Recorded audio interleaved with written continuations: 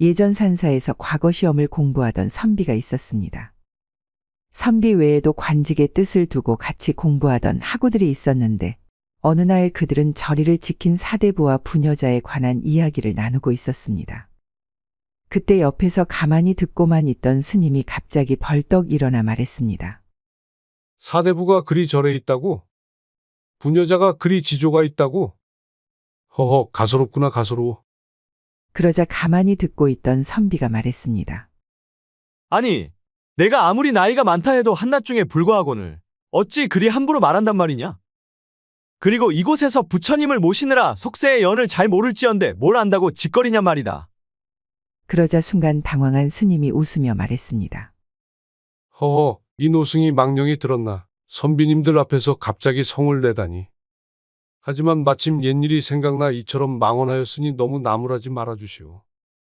그리고 이왕 일이 이렇게 됐으니 내 마음속에 켜켜이 쌓아 두었던 이야기를 한번 들어보시지 않겠습니까? 대체 무슨 일이 있었길래 그리 아나무인으로 성을 냈는지 한번 들어보자꾸나. 노승은 선비들의 앞에 앉아 이야기를 꺼내기 시작했습니다. 소승도 예전에는 사대부였습니다. 그리고 부모님이 정해준 짝과 결혼해 행복하게 살았었지요. 다행히도 제 부인은 제주도 용모도 뛰어난 사람이었고 그렇기에 부부간의 정도 매우 돈독하였지요. 하지만 세상도 참 무심하시지. 정충년 난리 때 그만 오랑캐에게 잡혀가 버렸지 뭡니까. 난리 끝나고 주위 사람들은 잡혀간 아내를 잊고 다른 일을 들이라고 말했지요. 하지만 저는 아내를 너무 사랑했기에 그럴 수 없었고 결국 전답을 팔아 오랑캐 나라 심양으로 떠났지요. 스님의 말에 노한 마음을 진정한 선비가 물었습니다. 그럴 만한 가치가 있는 여인이었어? 사람을 어찌 가치로 매길 수 있겠습니까? 마음이 중한 것이지요. 비록 부모님이 정해졌다고는 하나 저는 부인을 정말 사랑했고 다시는 없을 천생연분이라 생각했지요.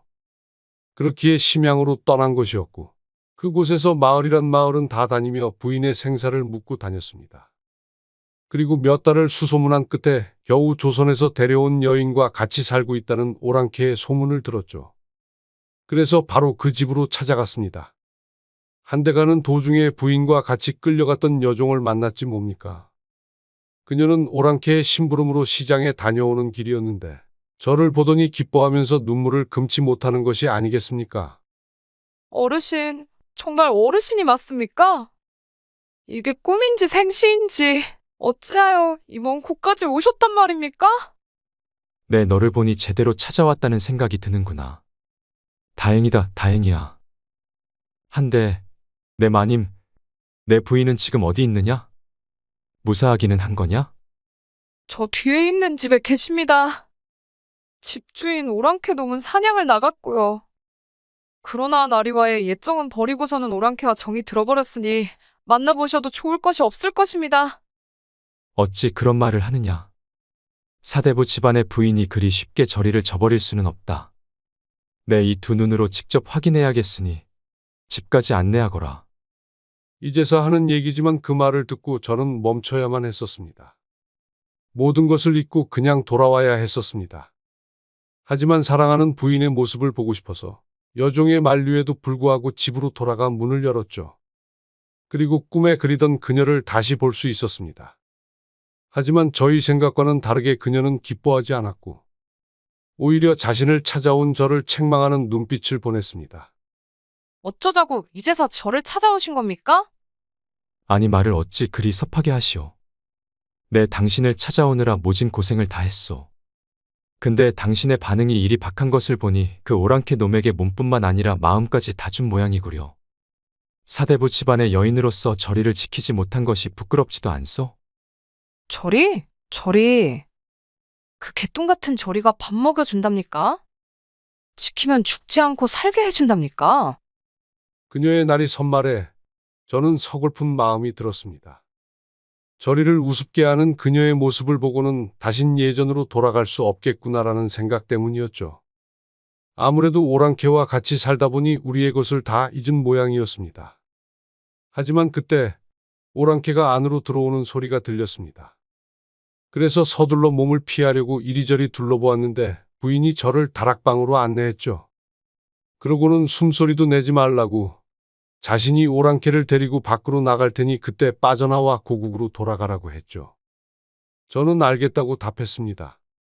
그리고 그녀의 말대로 다락으로 올라가 숨 죽이고 있었는데 뭔가 이상한 느낌이 들어 틈새로 밖을 내다보았죠.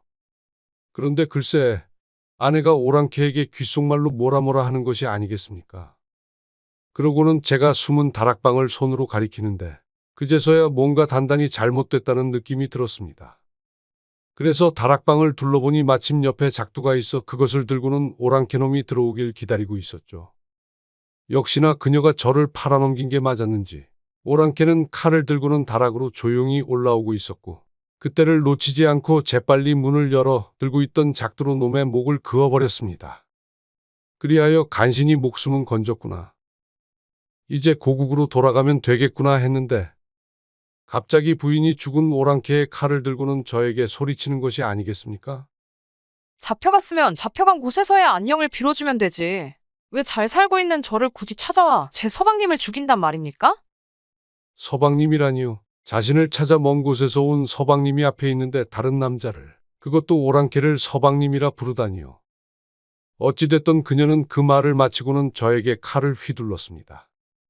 이왕 일이 이렇게 된 거, 과부로 살고 싶어서 옛 서방도 죽이려고 했던 건지.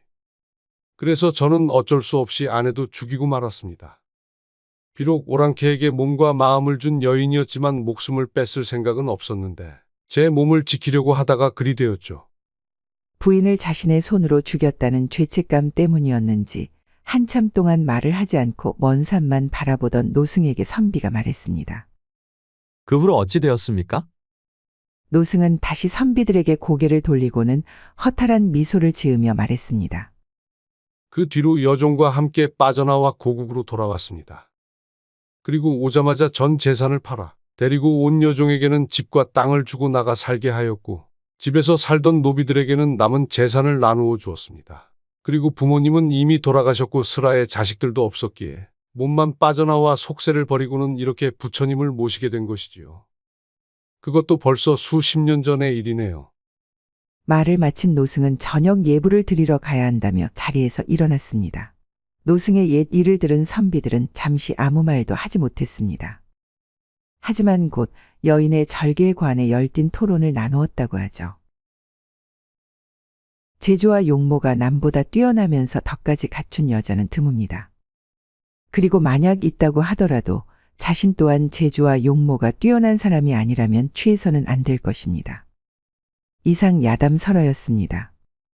구독과 좋아요, 알람 설정 부탁드리겠습니다. 감사합니다.